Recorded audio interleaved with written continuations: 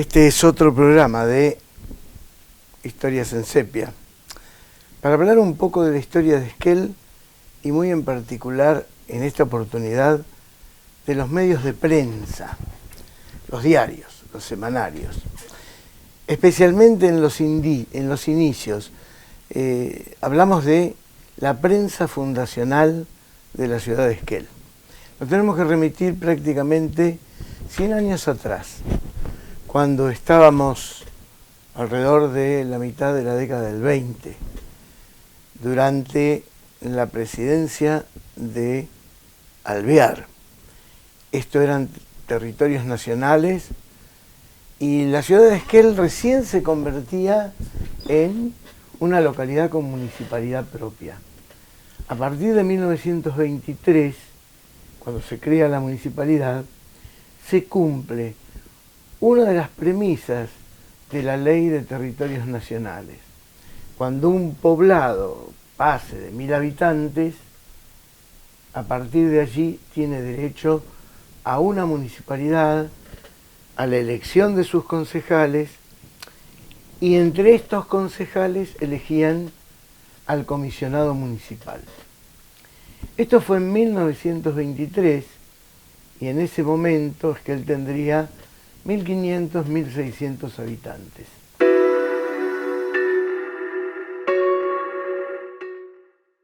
En 1924, un grupo de vecinos, dirigidos por un médico italiano que vivía acá, que trabajaba acá como médico, y que era una persona influyente desde el punto de vista político, que era el doctor Hugo Rollero, funda o crea el primer periódico, que se va a llamar El Libre del Sur.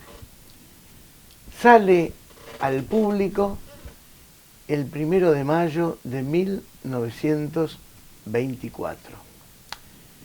Paralelamente, otro grupo de vecinos, y en nombre de uno de ellos, Valeriano Morelli, fundan el 25 de febrero de 1925, unos meses después, el periódico Esquel. Este periódico Esquel va a continuar siendo semanario hasta 1945. Y de 1945 a 1980 será el principal diario de Esquel y de la zona. ¿Por qué digo principal diario?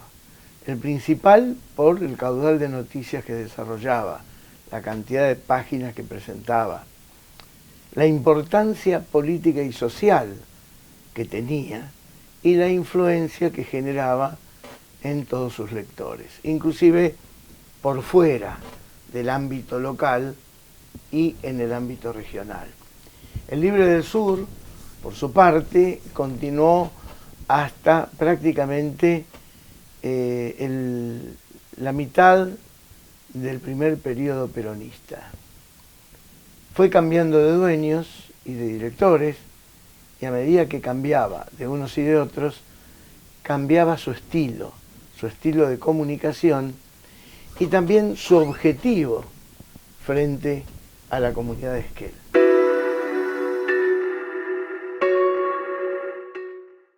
La pregunta que se hace un historiador es, la primera respecto de los diarios, es en qué medida la prensa, los archivos de prensa, que se llaman hemerotecas, como la que tenemos acá y muy rica y muy completa en la biblioteca municipal, ¿en qué medida sirven como fuentes históricas?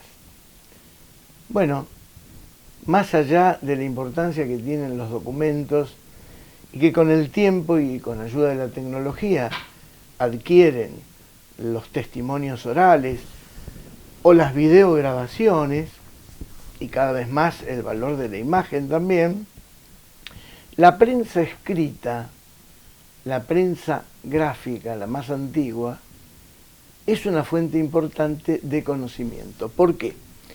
Porque a través de la prensa,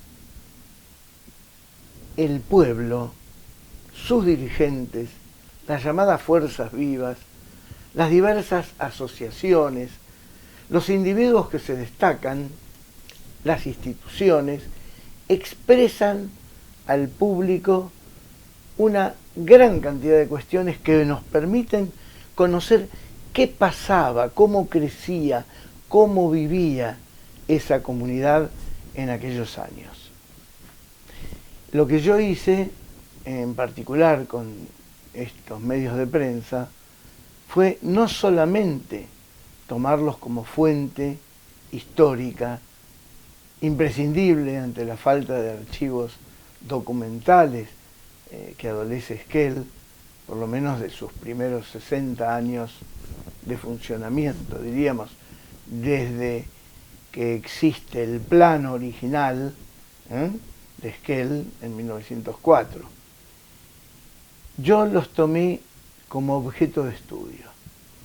Es decir, utilicé estos medios de prensa para analizar qué móviles tenían, qué objetivos presentaban, cómo llegaban a la comunidad y por qué estos semanarios, o en el caso de Esquel, del Esquel, como diario a partir de 1945.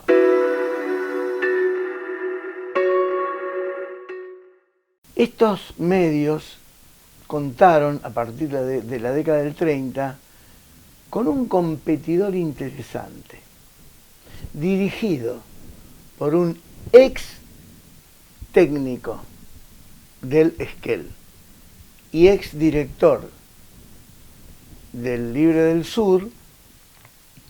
Va a nacer y se va a entregar al público un semanario muy particular llamado El Eco del Futalaufken, dirigido por un personaje también muy polémico, muy inquieto, que promovía muchísimos problemas con sus noticias, con sus críticas sumamente ácidas, a veces burlonas. Se llamaba Carlos Gago Viera.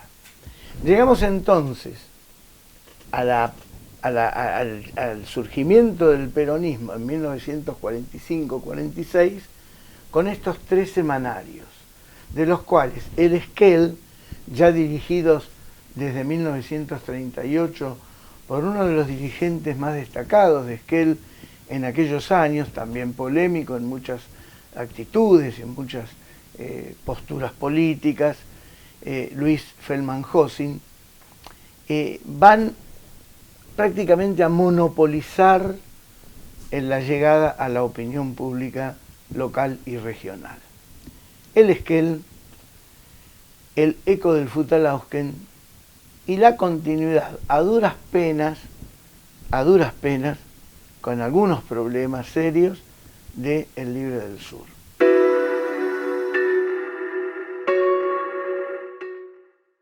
Otra pregunta que uno se hace es, ¿por qué motivo un grupo dirigente en Esquel, en la década del 20,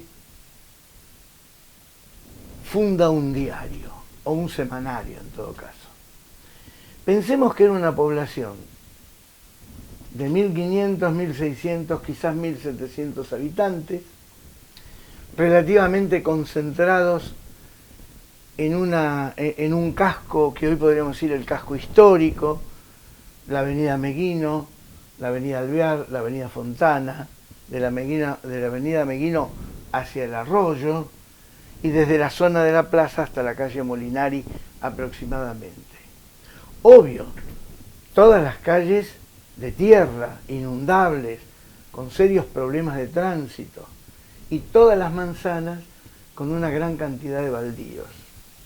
Los árboles todavía no estaban tan altos, y más allá de la avenida Alvear, o desde ella hacia arriba, algunas chacras y prácticamente el suburbio de Esquel. No hacia abajo, hacia el Arroyo, sino hacia arriba. De la avenida Fontana hacia el Arroyo, prácticamente quintas y chacras. De estos 1.600, 1.700 habitantes, pensemos que los niños y los viejos difícilmente leían los diarios.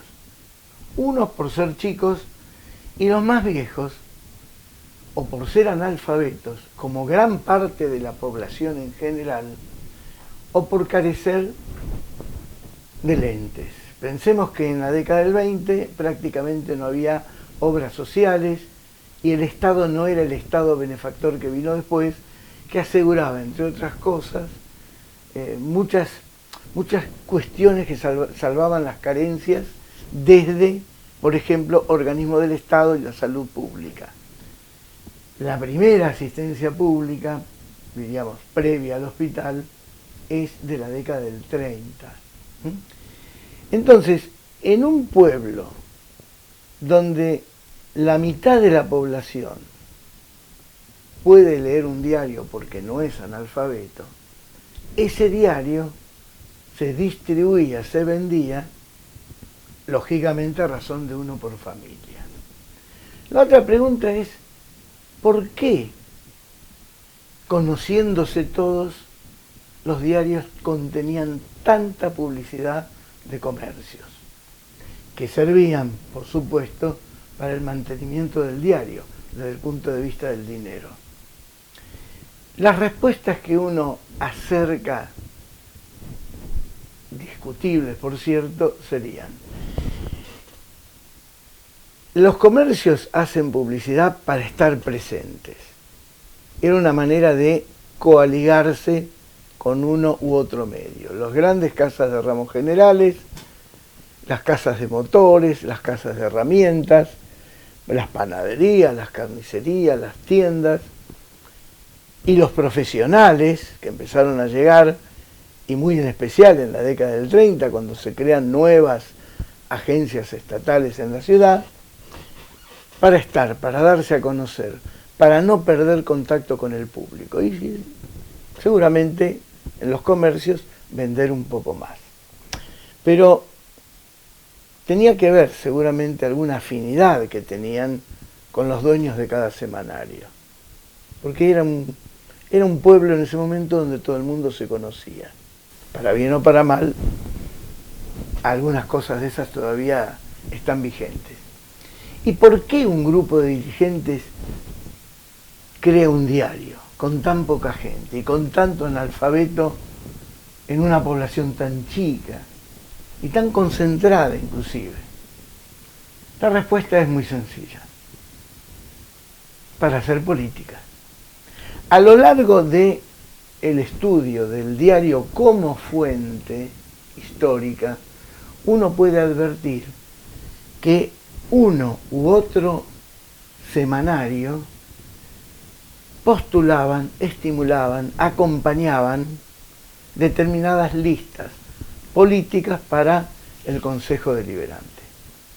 Y por lo tanto, esté quien esté en el gobierno municipal, recibía de un semanario el apoyo y de otro semanario las críticas.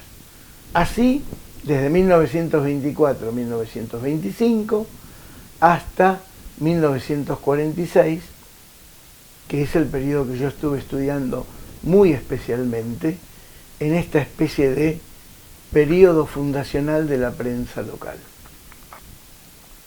Pero estudiando estos mismos materiales como objeto de estudio, como objeto de conocimiento, uno puede interpretar cómo se manejaba la información hacia el público y cómo se manejaban las relaciones con el gobierno del territorio y eventualmente con el gobierno nacional. ¿De qué hablaban estos semanarios? Bueno, de las noticias y de las cosas que pasaban en la ciudad y en la región. Obviamente tenía su sección de policiales cada uno, tenían sus notas sociales, y acá hay que hacer una distinción. En las notas sociales, quién se casa, quién se enamora, el hijo que nació, las noticias luctuosas, las novedades de la clase media y de los sectores más acomodados económicamente, eran las noticias que nutrían generalmente las sociales.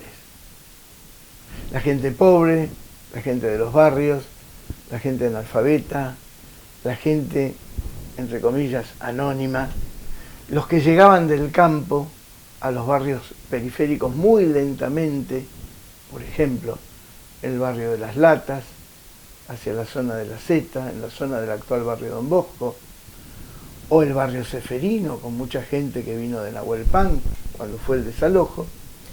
Esa gente pobre generalmente aparecía en las noticias policiales. Después en las noticias de las escuelas, las novedades de la educación, las necesidades que la clase dirigente reclamaba para sí, pero que lo hacía extendido a toda la comunidad, que era una manera de representar desde sí los intereses de todo un colectivo social, más allá de que tal o cual punto sea de interés de la gente de los barrios, o directa o indirectamente, aunque no lo supieran, podía ser de interés. Pongamos, por ejemplo, los reclamos permanentes para romper el aislamiento y que se concrete de una buena vez por todas. Durante 20 años estuvo el reclamo, estuvo la obra suspendida. Hablo del ferrocarril. Claro que a la gente de los barrios y a la gente común le interesaba, aunque no lo expresara, la llegada del ferrocarril. ¿Por qué? Porque todo el mundo tiene algún tipo de conexión con sus familias en el campo, desde Esquel a Jacobacci, o bien porque las mercaderías teóricamente tenían que llegar más baratas si venían por tren que si venían por carretas o por tropas de carro.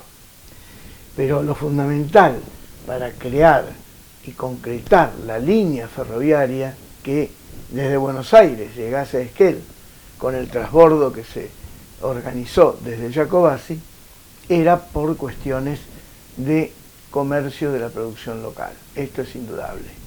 Y el comercio de la gran cantidad y diversidad de mercadería que debía llegar desde Buenos Aires a las casas de ramos generales. ¿Qué otras noticias aparecen?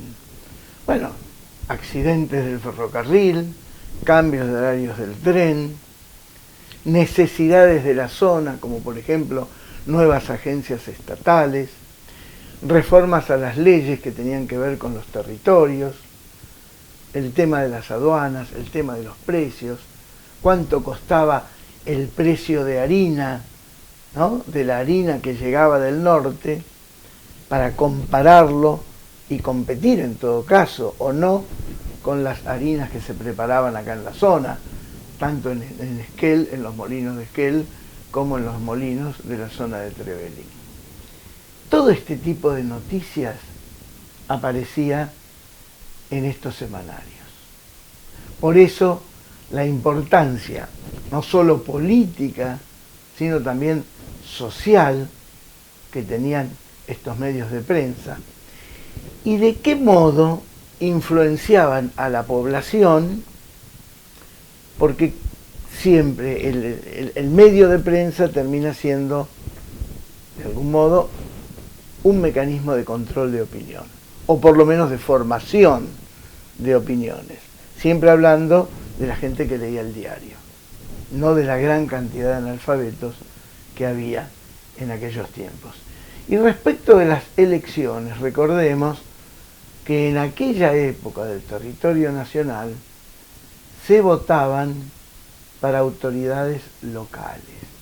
Hubo algunas reformas posteriores que incluirían la posibilidad de votar por presidente y vice, estamos hablando del primer peronismo, y eventualmente se habló en algún momento de diputados del territorio, se iba a discutir si eran representantes, para no darle el nombre de diputados nacionales, o bien se discutía si podían tener voz pero no voto si es que participaban en el Congreso.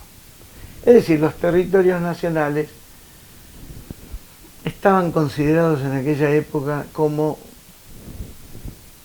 menores de edad. Esta es la realidad. Hasta que no fuimos provincia, ese tema prácticamente no cambió.